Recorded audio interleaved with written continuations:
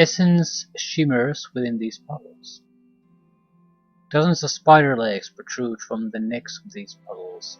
Hail, traveler. It's good to see you, my lord. I have all manner of odds and ends here, acquired from every corner of Dyrford. Spider venom, skulder ears, anything you might wish. So, typical shopkeeper, no real conversation topics. Withdrack brain.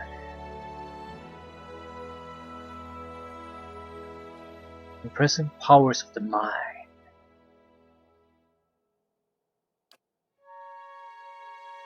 Right. So there's not a huge amount of these, but you got all your basics covered, so you can awaken druids. I haven't really seen those. These were vital ingredients in certain recipes.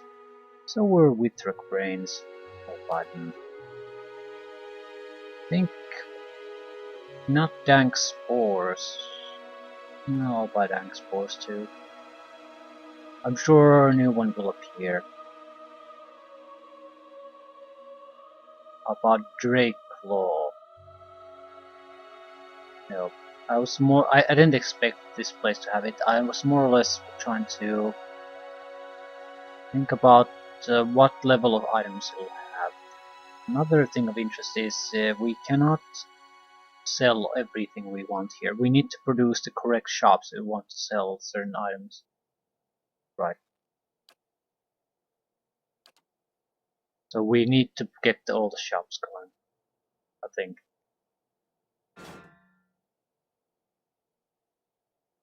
Actually, we seem to be able to do these.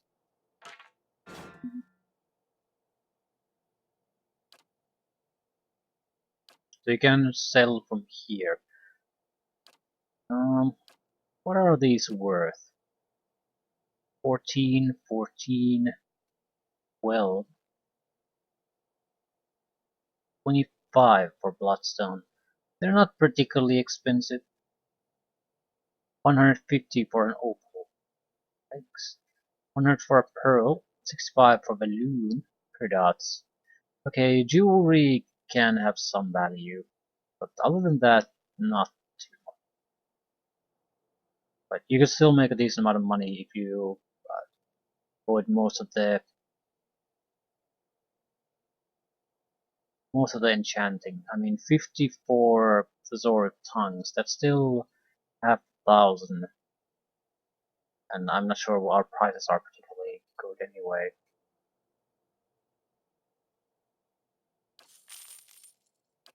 Right. We need to get all the basic shops going. Warden's Lodge. We can always go to a city.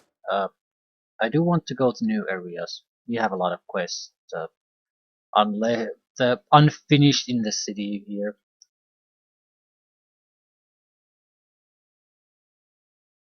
Part of the main quest too.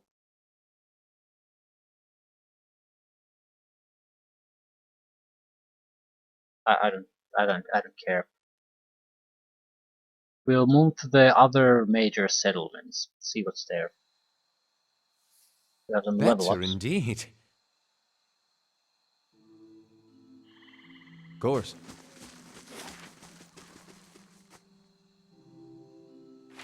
I don't think we need to rest. Well, we should probably. There's very little harm in that. How long till the construction completes?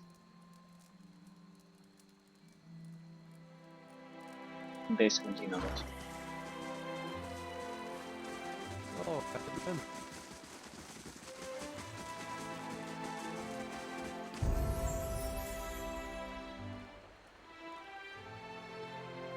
More mechanics, definitely. Interdiction. Condemns the priest's foes, dazing any enemies in the area of play. Once per encounter. It's not bad. The faithful of Magron gain an accuracy bonus with sword and arquebus, and can cast a special version of Burst of Summer Flame. Yeah, we're not using that kind of a priest. It certainly wouldn't hurt if we could, though. Everyone receives less healing from the priest's holy radiance, but priest gains a bonus to all attributes. And movement. Maybe a bonus spell. Third level spells start to be overly useful.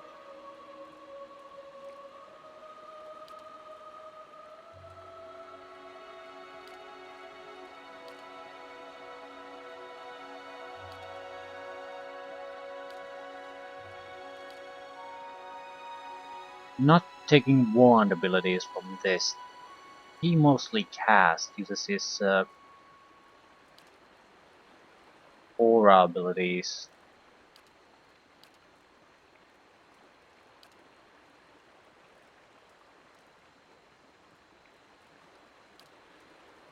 Interrupting blows.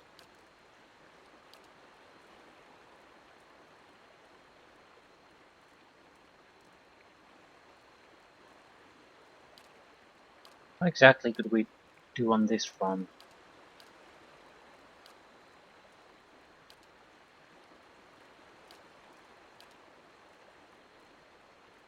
Superior deflection plus 5 deflection. And this is I suppose a good ability if you have no idea what to take.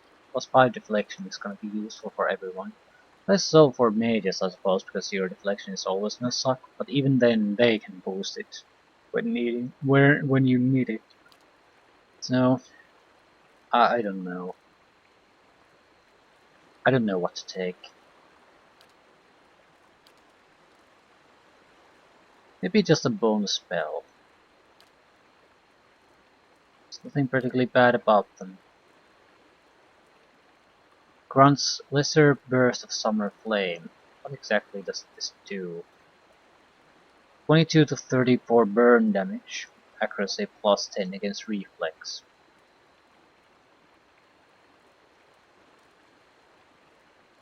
See, that's particularly interesting. Plus 10 accuracy with sword and arquebus. I think I'll take the third level spell. I don't recall anything particularly interesting on the second level. Third level already has something. Buffs, automatic heals, that sort of thing. So, very nice things.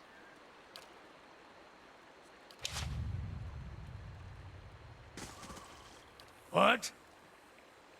Yeah, you have your watchful presence.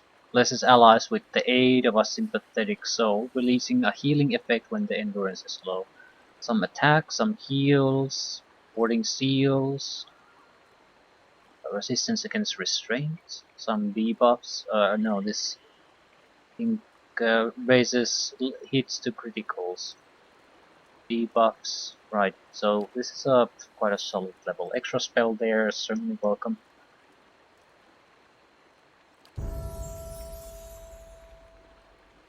Right, what to take? I want to save for more lore.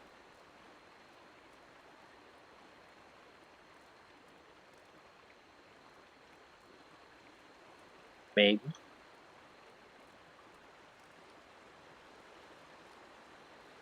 Probably could get access to level 7 scrolls. Right.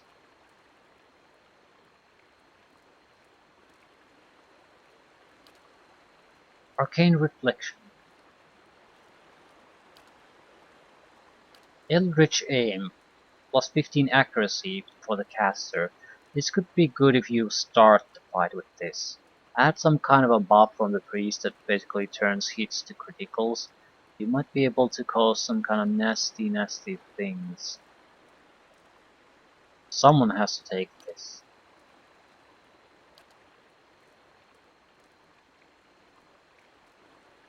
And well, I don't have any hard on for any of these spells, so as well. The Eldritch Aim. What's the other spell I took? Only one spell? Oh, that's tough. Bewildering Spectacle. Confused for 7.3 seconds. This would be great because it's on a second level, and I don't recall anything too interesting there. There are some basic attacks. The problem is, since we're always in the background, we would have to try to burn through our own guys to do anything. So a little bit about interrupting area of effect confuse spells we could throw in there would be very useful. Expose vulnerabilities.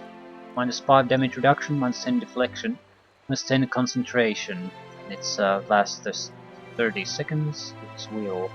Another good spell. I think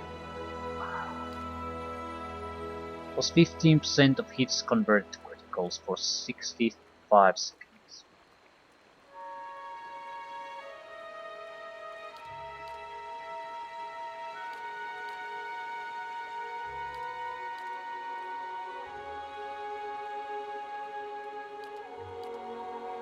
I'll take the Bewildering Spectacle.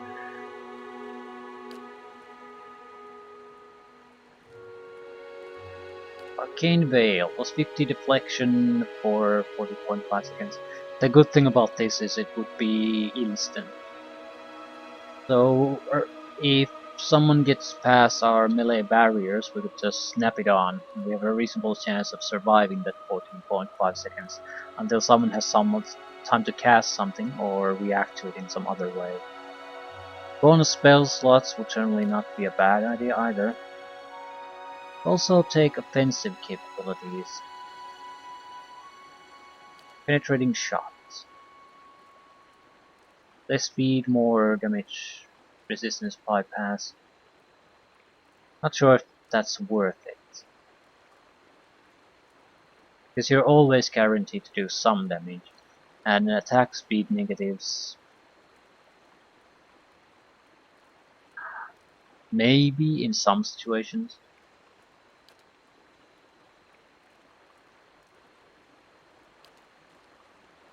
Plus 15 interrupts.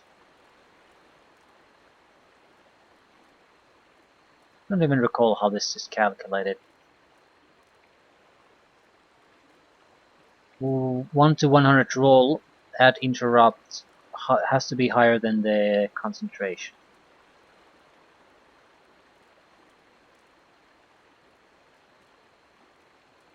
Okay, so you'd have to have a lot of perception. I have some. With this, it would certainly help. It's not really a tactic I'm interested in using.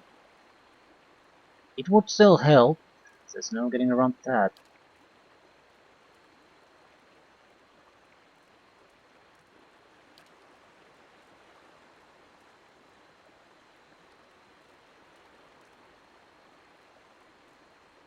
Toxic Strikes. 3 times per rest. Versus Fortitude. Right. Accuracy against distant enemies.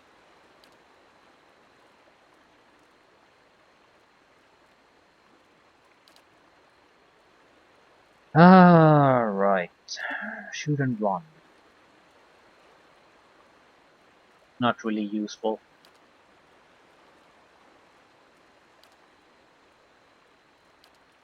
Not sure if these extra damage ones are useful either. I haven't paid attention to the math. But current elemental spells I see are somewhat interesting.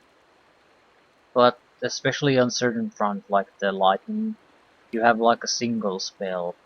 So you'd have to know what kind of spells to expect to gamble on these. Is there any way I could increase the power of my spells? Some kind of offensive abilities, maybe accuracy, because even spells have accuracy.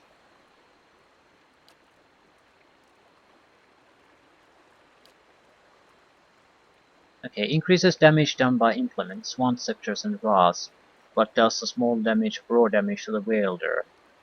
So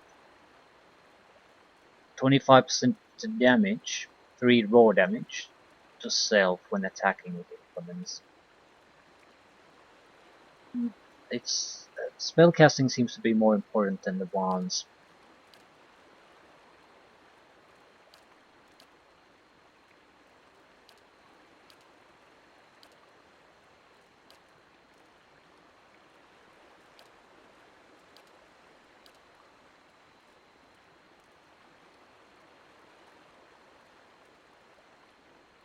I don't like any of these. Ah, fuck me. Right. Plus 5 accuracy against distant enemies. But again, it's just a wand. Uh, and it's ranged weapons, not spells, so... I just don't like any of these. Maybe defensive abilities that... Well, extra spells would be at that point, wouldn't it? And if you can't figure out anything else, just take extra spell slots. Too bad you can't save these.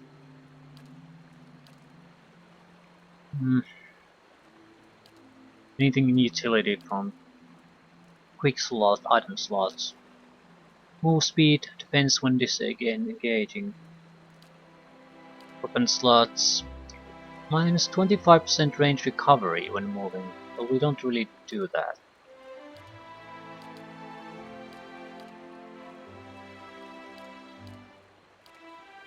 Yeah, I'll take a extra spell slot. Second level sort of sucks. First level would have the oil spell, that's very useful. Surprisingly useful, in fact. Third level would have fireballs, and I guess reasonable disabling spells, things that allow you to... Actually, I don't recall. I'll take it. I mean, gotta take something.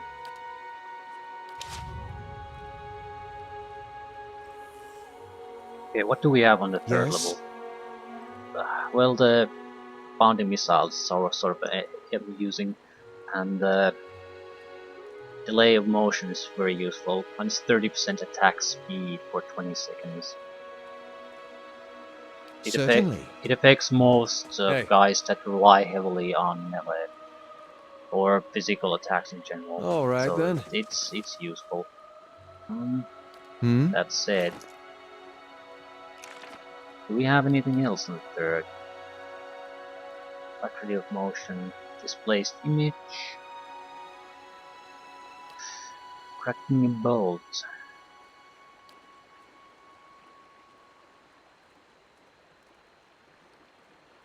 Like, I don't get the minor blights.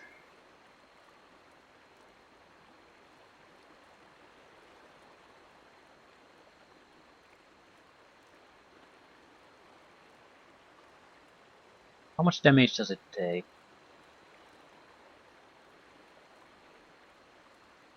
I probably should just cast this and see. Right. What extra spell did I take? Seriously. I took something. What was it? Spectacle. I don't like the web. It hasn't been all that useful.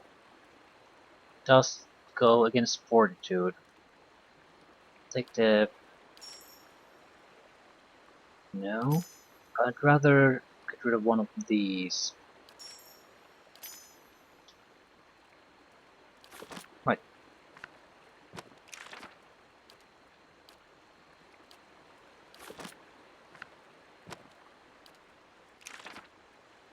What second level spells do you have? Ooh. Why don't I have the blackened side?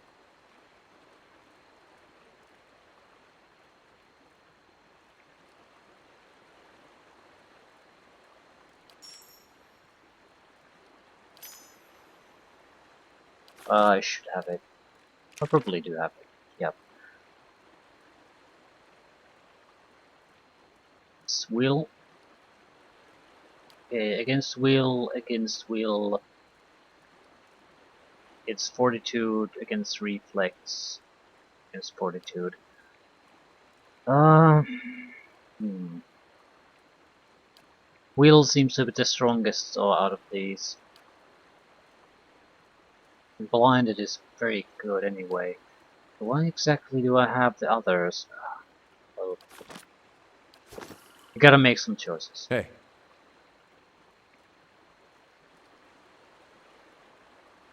I like to switch around a little bit, just to level her up.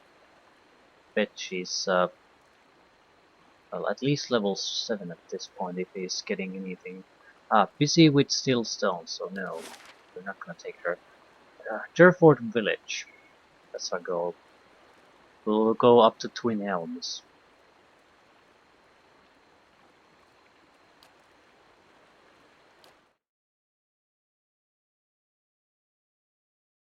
I think I've passed through this. Yes, I have. So we'll have to go to the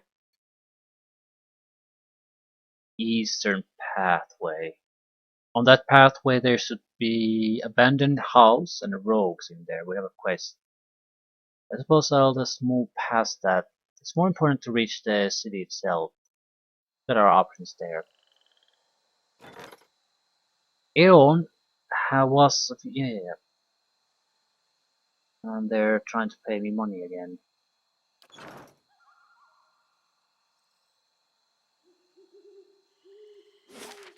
Yeah, we've been. That's what I thought.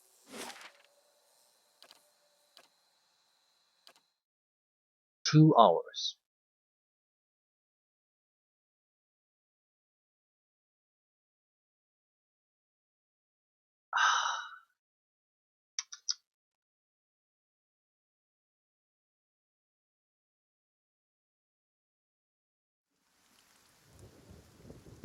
Who got a level up?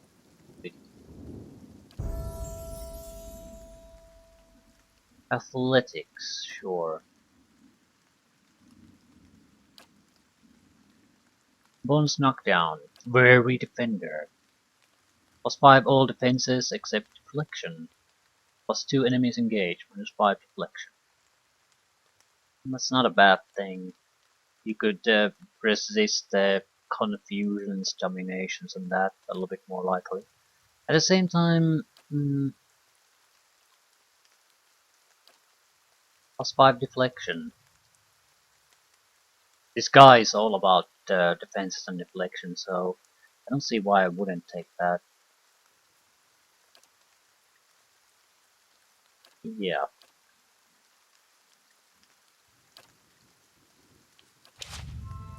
Also don't have to think about this too long. It's supposed to be a passive ability, 91 defense, 73. Yeah, it's starting to make a difference. Of course.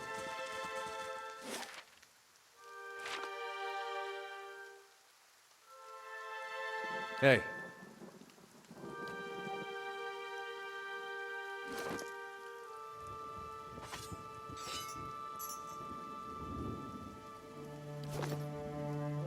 Hey.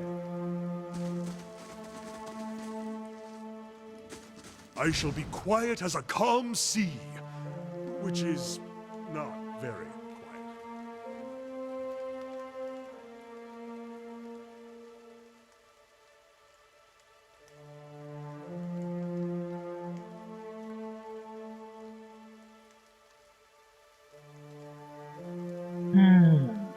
Just follow the road for now.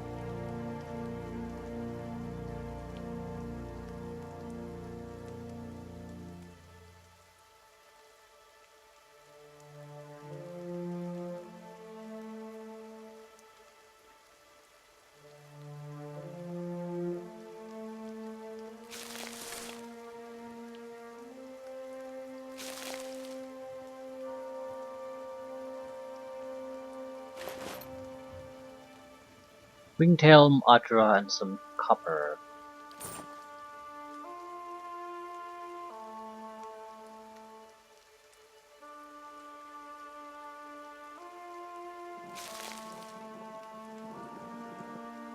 No.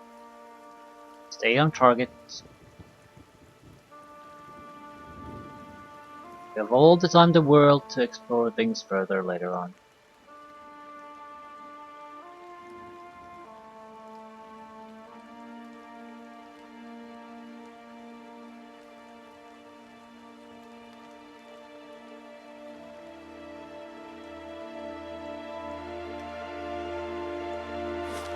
I think the interesting part is when you go down the gorge. Dyrford. Be morning.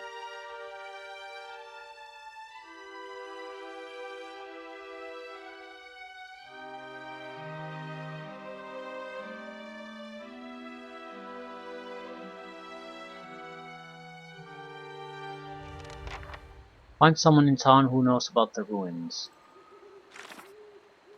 Acolyte's visions showed me mysterious ruins somewhat outside of Dyrford. Letting Key has sent operatives to find the site, though their purpose is unknown to me. Right. Maybe we'll find a guide that joins the group. Cowed men and women. How long do we have? We gotta stand out here.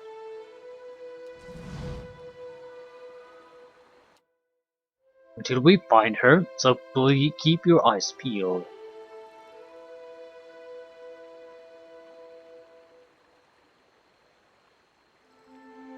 Midrith. An elf idles by the road, watching the village across the river. He nods as you approach, and the cowled figure standing near him falls silent. Good day, stranger.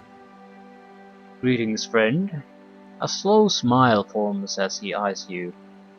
I've heard of you. Word has it you've been busy in Defiance Bay. He draws closer. I'm busy too, and eager to finish my business and get back to the city. So what business is that? Haven't you heard? There's a murderer on the loose, said to have gone mad with grief and strangled a dozen healthy children when her own was hellborn. He nods at the figures within. We've come all the way from Defiance Bay to bring her to justice.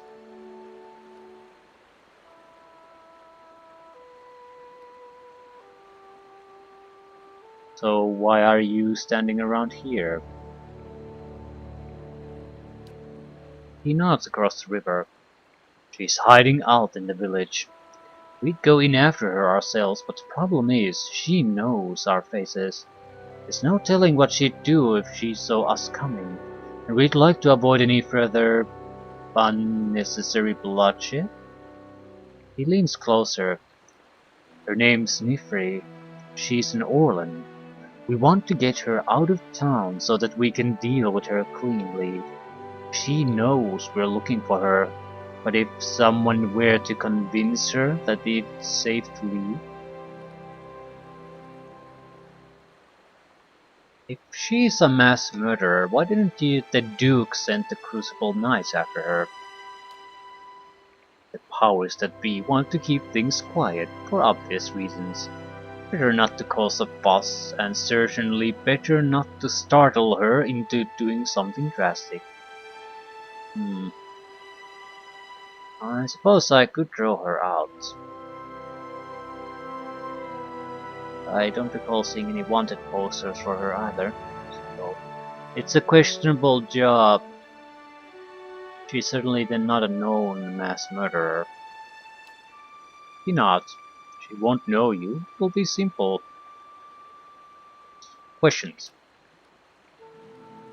What did Nifri do exactly? She was responsible for the murder of all those babies in Defiance Bay, remember? Terrible thing. But we'll make her pay, alright. So, it's a shame I didn't really... Didn't they drown their own babies when they were hollow-born in Defiance Bay? They were a boyo, or however you announced them, just thrown into the harbor. I doubt it was because of one person. More likely they want to just pin it on something so they can bury it. Gods keep you. Well, any luck with Nifri? I'll get back to searching.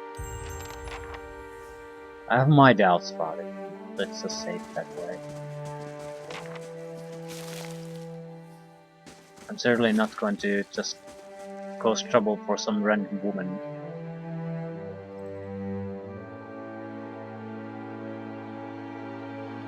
Apothecary, Arms and Armory, Grieving Mother. This is some kind of a temple.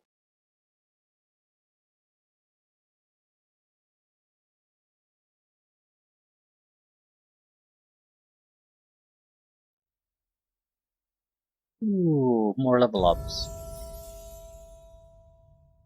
More athletics.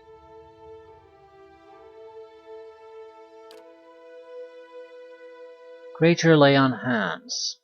49.5 endurance over 5.8 seconds. Plus 5% of hits convert to criticals.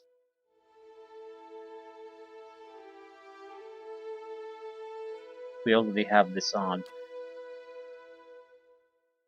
Plus 2 deflection, plus 3 all defenses except deflection. Passive.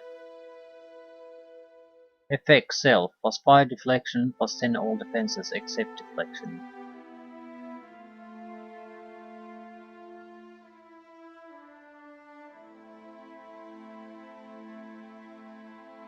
So, survivability. Yellow Vidorio. Super Encounter.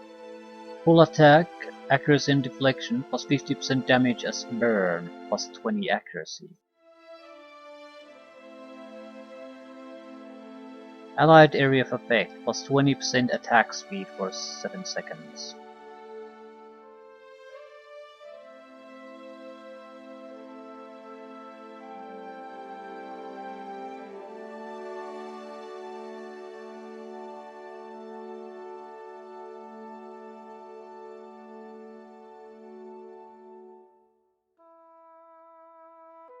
Okay. Hopefully we could always take something else. I don't even recall, can she use the weapon she's using?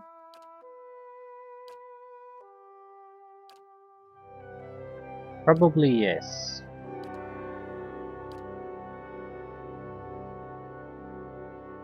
Two-handed style, plus 15% damage, passive. The class abilities seem to be better. Hits convert to criticals, graces convert to hits, plus 6 accuracy. This is an aura. So mortal, passive, 2-pair encounter. I'm sort of considering the plus 2 deflection, plus 3 to all defenses. So total plus 5 deflection, plus 10 all defenses. Good resistances, a little bit of extra deflection, passive ability. She's sort of lacking on armor class though. So I'm thinking of taking the superior deflection on her too. Just to ease things a little bit.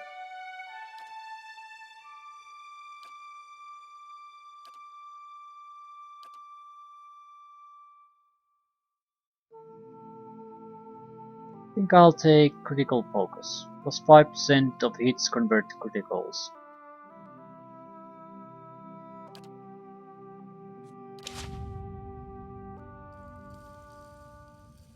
And you.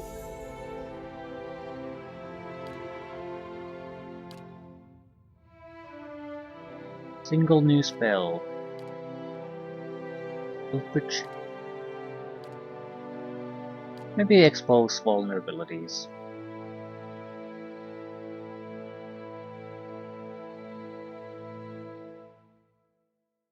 The damage reduction would still help in a lot of situations.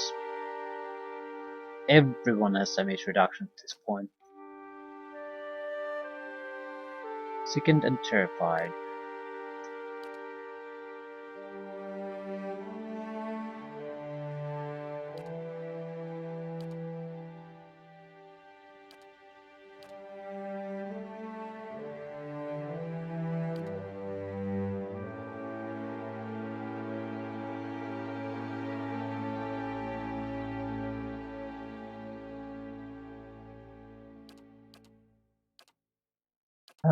Merciless Gaze. 15% of hits convert to criticals for 60 seconds on the caster. Yeah, will crit the spell effects too, so it's not a minor thing. It also lasts 60 seconds. That's a lot of duration of spell. That's an entire fight. And second level spells certainly have room for use something like this as extra. But this would be more against in special situations for you to buff yourself a little bit beforehand instead of doing anything to the enemy. Exposed vulnerabilities, on the other hand, would cause serious problems for the enemies, allow us to get through them faster. Same time, Arcane Dampener. If they have a lot of buffing capability, it's gonna be a problem. This would neutralize that for 20 seconds. And third level spells could use a little bit of new effects.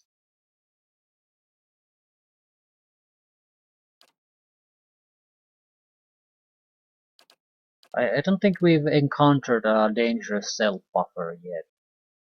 So it might be a good time to sort of make preparations for that. Own spell slots, right.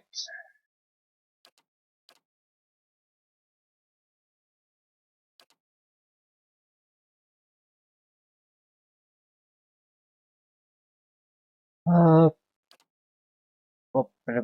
I guess we're taking extra spell levels too.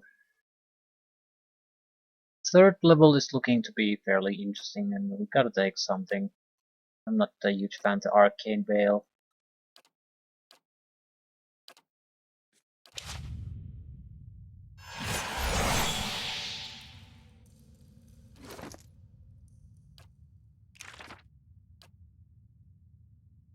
I don't really use the minor blights at all. I'll put the Arcane Dampener there, just in case.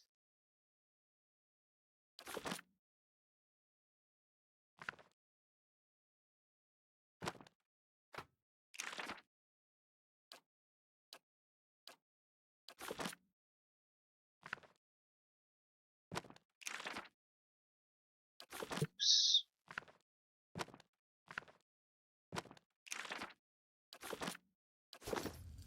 Right.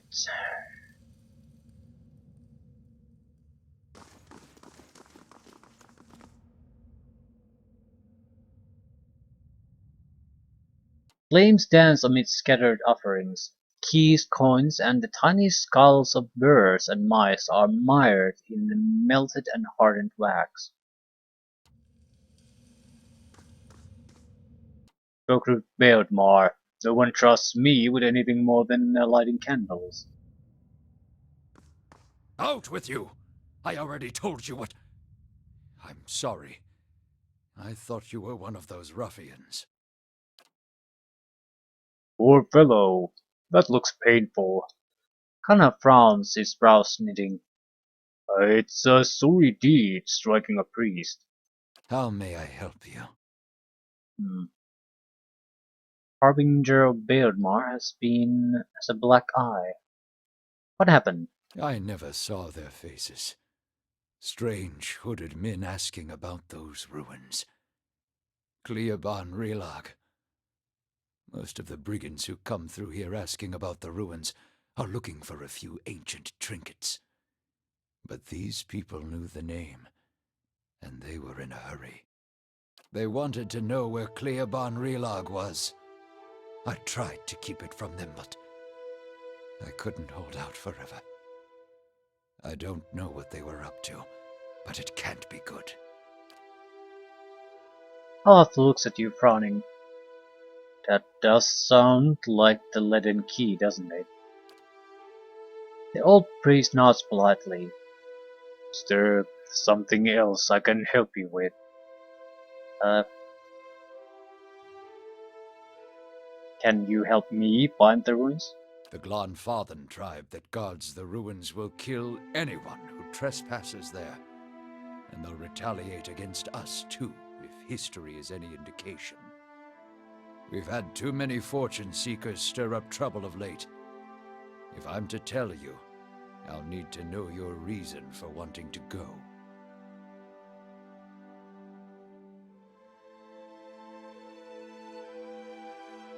Dangerous plot is unfolding there. I've got to stop it. If that's the case, then we may already have trouble headed our way.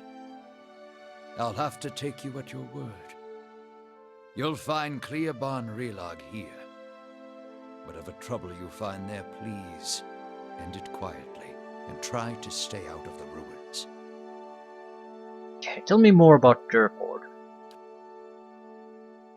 Folk here tend to keep to themselves, as they do in most towns this deep in Dyrwood.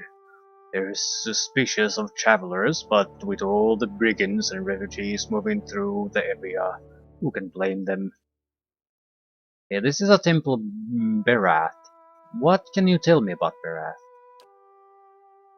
Barath is the most universal of all the gods. It oversees portals and cycles of all kinds, even life and death itself. Under Barath, an ending is merely a passage to another beginning. Barath has many representations across time and across cultures. Around the Dyrwood, you will commonly see it depicted as the Pallid Knight or the Usher. Clan Pathans, however, know it as Bevnen I Ankev and Ankev I Bevnen. Tell me about the Pallid Knight. She is one of the youngest manifestations of Barath, but a familiar one nonetheless. Stories describe her as a gaunt knight in black armor with black eyes, black hair and milk-pale skin. She demands an impossible toll from travelers who have tarried too long on her lord's road. Some challenge her only to slay themselves in the process. Okay, who is Usher?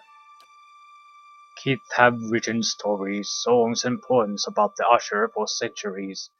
Sometimes he's folk, sometimes dwarf, sometimes merely a walking skeleton. He never speaks, but he guides the way to death and the next life. He also creates the circumstances for the wayward to stumble into their own graves. I've never heard of Bevnen I Ankev and Ankev I Bevnen. It means life in death and death in life, respectively. You see them as two skeletal figures, one male and one female. Explorers have found them carved opposite one another in doorways. I know of no particular legends that speak of them. Okay, thanks bunch. Travel to Cleoban Relag.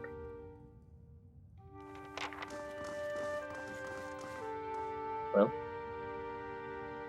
we have a goal. We're not gonna take it, naturally. That's not why we're here at the moment.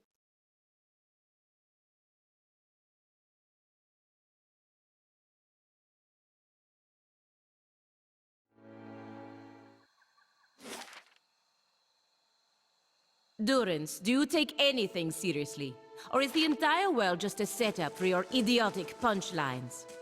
The world is the punchline, Birdwoman. In all its weakness. Would you kill the messenger?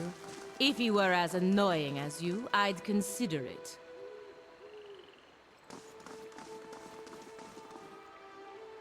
Word Traveler, I only require a moment.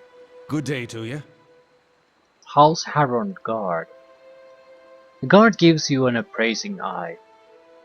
You recently come to Dyrford, I take it. I don't suppose you saw a young elven noblewoman on the road. I'm stuck in this wretched place with the rest of my unit until we find her. Who is she? Lady Aelis. He bites his lip.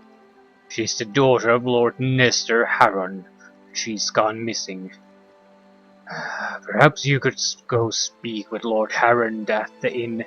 He'll be grateful for the assistance, and it could be the villagers, or villagers will open up to you more than they have to us. Yeah, because the villagers are known to open up to strangers.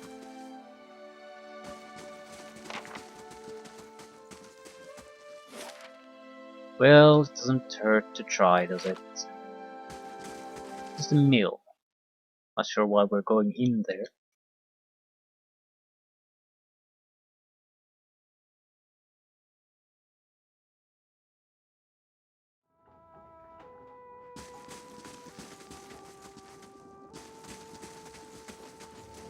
Mill slowly grinds away through the grain. Steel, steel, steel, steel, Something steel, over there. and balloon.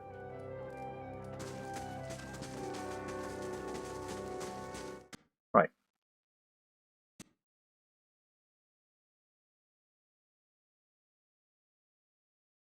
We still need to find a way to buy jewelry. There's not. We should be able to do the next level of enchantments on the 8th level now, but it requires rubies, diamonds, that sort of thing. We don't have it. I haven't even seen anything Hey, Hey, anywhere. Allah, can I, talk to your, you know, your friend? What is it about Isilmir? I'm right here, you know. No, no, you're both great. It's just, well, I feel like I don't get to spend as much time with her, and she's just so funny. I mean, some of the things she says. Are not nearly as funny when you've been hearing them for 50 years. Rumbald.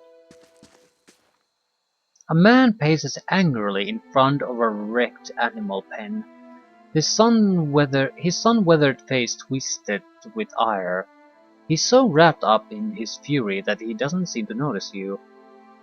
Calawain's slobbering beast, blazing bloody effigy, thrice damned salty wench and her soggy. Hmm,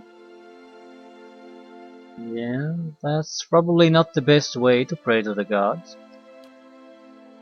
The fat lot of good they've done to me so far. Just look at this mess. My pen ruined and all but a few measly runs gone. Okay. You calm down and tell me what happened. He bites his lip and closes his eyes. His nostrils flare with each quick angry breath. Wives always telling me to mind my temper. Just breathe deep and count to 10. An ogre moved into the area not long ago. Folk had been seeing glimpses and tracks out in the wood, but it seemed to be staying away from town. Or so we all thought until it made off with my pigs. Now everyone's afraid it's going to develop a taste for kith, and if it hasn't already.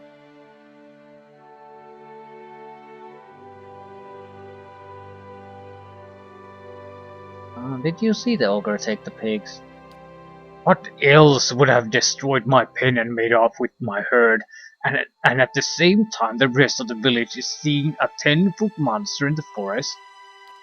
I know it's too late to get my pigs back, but it set my mind at ease to see that thing's head shorn from its neck. In fact, you bring its ugly pate to me and I'll trade you for something that's of less use to a farmer like me than to a rowdy looking sort like yourself. Hmm. Uh, what do you know about the ogre? It's the same as any other, I'm sure. A big, ugly son of a bitch with a nasty temper and an appetite to match. Drygill could tell you more. He claims to have seen it in the wood. You can find him in his shop, right by the broken tower. Uh, I've been sent to find an Orlan named Nifri. Know where she is? Never even heard of her.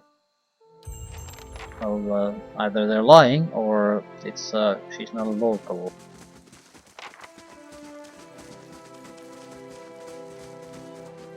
And she's supposed to be in hiding, so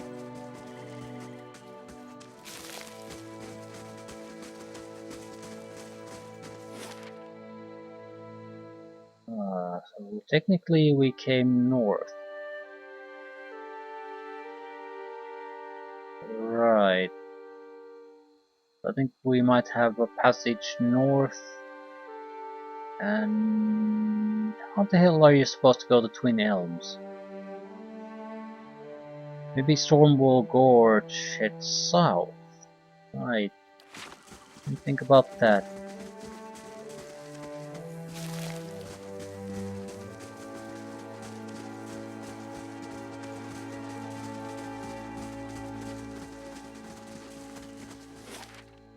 Dyrford Crossing.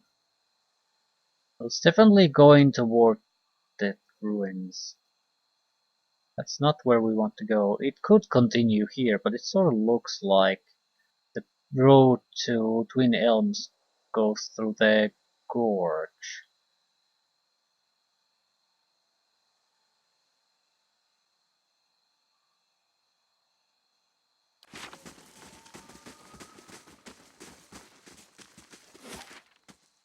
Grieving mother somewhere here. Is that the inn? No. The woman looks briefly through you as if she doesn't know you're there. Ooh. New companion. This middle-aged peasant woman is dressed in a brown leather cloth draped down to her knees. Her hands are working at separating stringy, colorless vegetables in a pile before her, stripping the heads of the long, fibrous stems with a paring knife. She discards the stems one by one, placing the heads of the vegetables into a small cradle-like basket in front of her. She doesn't greet you as you approach. You're not sure she even knows you're there. Excuse me? The woman doesn't respond. She keeps stripping the heads from the vegetables with a steady rhythm. She may be deaf. There's no indication she heard you. Study the woman. At first glance she seems nothing more than a middle-aged woman, unremarkable, maybe less stern than most, who seems more focused on the weaving in her lap than her surroundings. Yet you suddenly notice she's not stripping the vegetables before her any longer. She's weaving, and the vegetable pots are now missing. She still pays you no mind, her brown lock torn and snagged from lack of washing, like many of the townfolk you've seen. There's a strange blur to her. Even the motions of her hands seem to be playing with threads that lack color, in a shape that lacks interest. It may be that she is half-minded or deaf, but something feels wrong. As you watch, her knitting takes on an odd cadence, and you have a terrible suspicion that something lurks beneath what your eyes are showing you. Focus on the woman. Her brown hair is long, almost impossibly to the length of her hands. As you follow the streams of her locks downward, the hairs become long and black, splitting off into threads of black and silver and wrapping around her hands. She is forming a soul cradle with the threads, braiding a net in front of you, each finger long and sharp like a series of knitting needles, almost hypnotic. The silver and black strands of her hair weave together, with silver predominating as the highlight, the black shadowing it. And suddenly you are calm. You are on a plateau, almost the height of a tower, several stories high. The plateau is like a table lying beneath a clear sky, and beneath the plateau, surrounding it in all directions, a forest hazy with mist, although whether it is actual mist, or distance, or a recollection. Resting in the curve of a natural arc above you is a great copper bell, half again the size of a man, hanging at attention, as if looking down on you and the event unfolding before you. The plateau has soaked in the sun, and the rock beneath you is rough and warm. The sky forms a cradle around you, and you feel different. Not disembodied, but you feel your body, your physical contours have changed along with the surroundings. and you hear a soft series of chimes, like wind chimes. At the sound, the scene gains color and texture, as if the sound is beckoning you gently forth, filling your senses and thoughts, like a mist rolling softly into a sealed chamber, and focus on the chimes. The chimes coaxes you deeper into the memory, and you're certain it is a memory, a warm one. You are on the stone of the plateau, your knees on the warm texture of the ground, silver white, shimmering like Adra. The plateau is formed of it, glistening in the sun. You can feel the heat of your skin, your wrists and your hands. Your hands are in motion. Weaving, not thread but gathering, tenderly moving along the first movements of Berat's wheel. Your hands are wet. Your hands are upon the flesh of a newborn child, and you can feel the crowning of a tiny head, turning in your grip, its head slick, wet from the womb. The hands you are wearing, inhabiting, have done this many times, and they are practiced and confident. You can feel distant pains in your own head as the head emerges, a stream of fluid from the womb helping the newborn slide forth, and a woman's labored breathing, crying out. Focus on the child and the movement of your hands. As your hands move, you hear the sound of chimes, clear, cutting through the haze of memory. You cannot see where they are coming from, but they are close, and they are meant as a comfort, of that you are certain. Draw the child forth, and coaxed by your hands, every moment causing the chimes to sound again. Almost eagerly the child comes forth, and as it does, your hands are in motion, weaving, moving along the length of a soft, wet rope. No, an umbilical cord from the legs of the naked woman before you. You are holding a more small child still wet from the womb before you. A child cries out, its cry full of life, full of soul, the ringing of chimes echoing in its thoughts, filling it with its welcome. The soul is blurred at the edges, as if you are viewing a soul from within a soul, but it is there, it is alive. The woman before you is weeping, and at her first cry, her hands reach out for it. Surrender the child. You surrender the child to her, something you have done many times before, and as your hands move, the chimes echo the movement, and you realize the chimes are hanging from cords on your wrists, and where once they echoed in the memory, they are now echoing in the child's mind as well. The chimes are intended to welcome the child, to be its first gentle greeting into the world, a soothing sound guided by the tender motions of your wrists. You are helping to weave its thoughts, its perceptions, and the experience. The woman laughs with a ragged joy, laughing from a parched throat. Her emotions seem soothed, but the physical demands of labor have left her exhausted. But the child is here, the child is safe, and all atop the plateau is peaceful, calm, distant, flattening out as the memory persists. Slowly pull out, retreat from the memory. With effort, the scene bleeds of color, and your mind becomes your own again. There is no pull, no anchor, yet the sound of the chimes remains. As they existed in the memory, they sound here as well, and they are hanging from woven braids on the wrists of the woman before you. Even as your head is spinning from the touch of her mind, the sound of the chimes on her wrist is sharp and clear, as if coaxing you back to the real world. The woman still sits before you, but she is nothing like you first saw. She is wearing black, shredded garments that drape over her form like streamers. Her hair is streaks of black and run through with silver. Her age is almost impossible to tell. She simply feels old, like a crumbled watchtower. As she lifts her head to face you, you see that her hair is draped across the front of her face like a veil.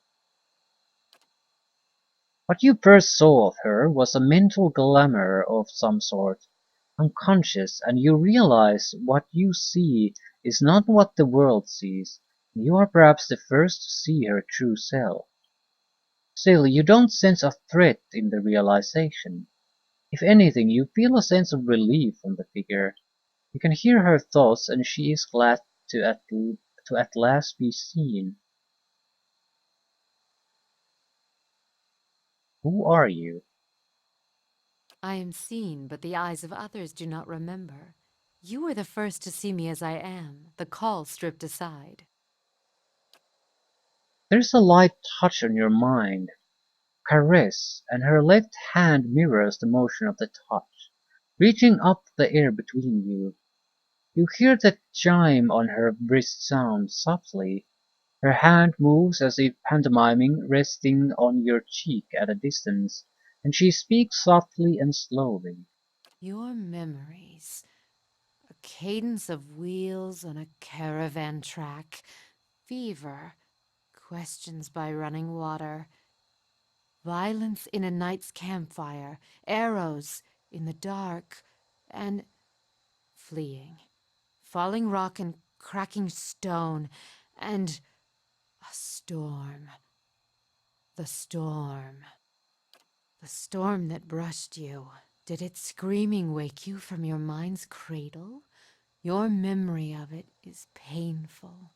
Its cry is difficult to ignore. It's like a child. Many children crying out.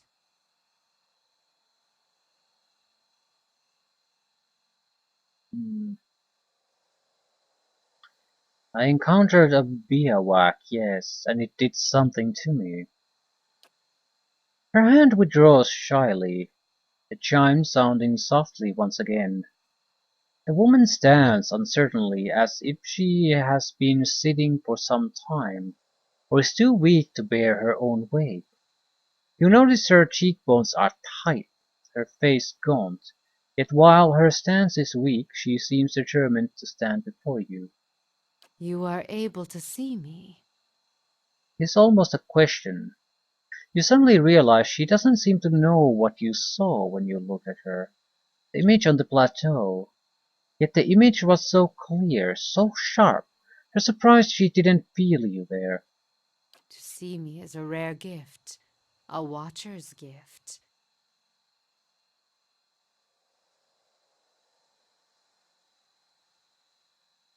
Hmm.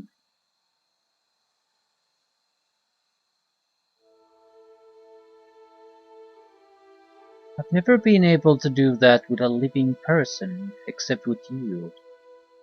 So many questions, thoughts, whirling like storm winds. That storm still roars through you, deep beneath your thoughts, yet muted and secret, like an underground river. I cannot tell if it is carving new channels or eroding what keeps your true strength buried. The fact that you could hear it at all, survive it, is something few have ever done. Your power will grow stronger with each soul you touch, as it allowed you to reach out to mine. There is a silence, and although it seems to last for but a heartbeat, in your thoughts it stretches out between the two of you, like a pull between your minds. You blink, take a breath, and then you realize she wants to ask you a question, yet can't form the words, as if assembling them is painful, or there simply are not enough pieces. Assemble the thought. Do you wish to travel with me? You feel a wave of fear, gusted with the strength of relief, although oddly her expression does not change. Then fear dissipates, and you feel strength and certainty, As if the plateau from her memory lies beneath you, and a calm sky looks down upon you. What the fuck? Who are you? A cipher, so another caster. I was wondering if we're gonna get one, because cipher is something that I'm not familiar with at all. I suppose we would replace Aloth, because I have no. We already have a wizard in me, so it would seem it's the easiest one to replace. Farewell. I have no idea. Oh, a 35 something. Right, I have no idea what that means. Can I assign?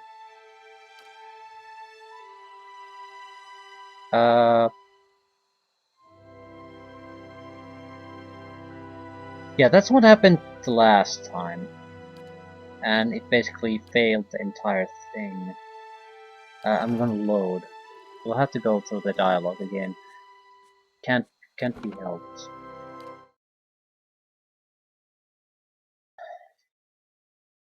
Yeah, I was wondering did I somehow release the mission, but no, I think that's exactly what happened. There was another button, the assign button there, and I just clicked it, and everything turned to shit.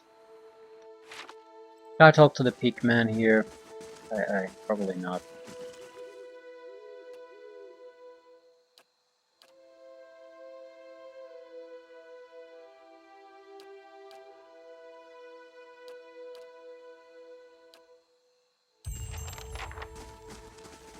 It's the ogre. Is he carrying something truly vital?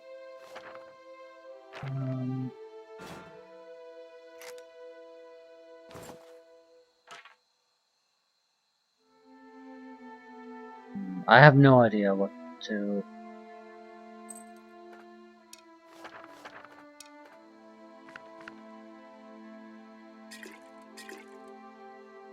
What to do with her. I'll give her new equipment. I don't want to. I don't want to switch around equipment.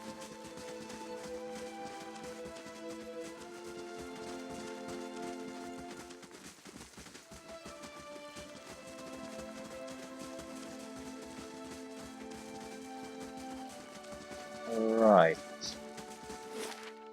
Well, ciphers were supposed to be able to look into other people's souls, so she sort of makes sense, but she doesn't. She's not.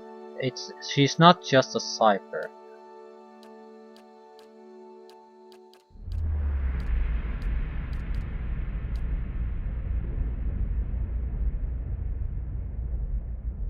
Gaunt, black-haired woman would be sort of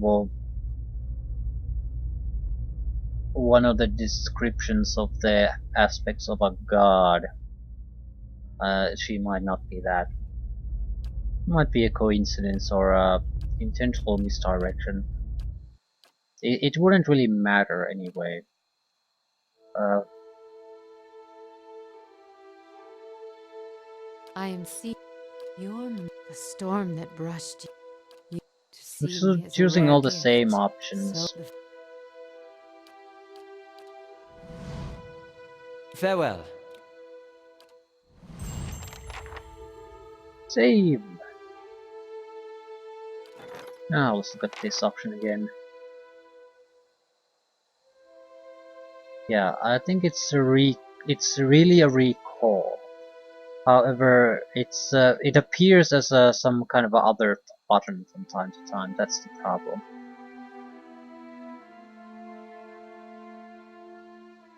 I don't. Well, I suppose a recall button makes sense. I mean, if you want the person out of there and are willing to sacrifice their rewards for it, yeah, sometimes that might just be the higher priority. I can easily see that. Still, what the fuck is a cipher?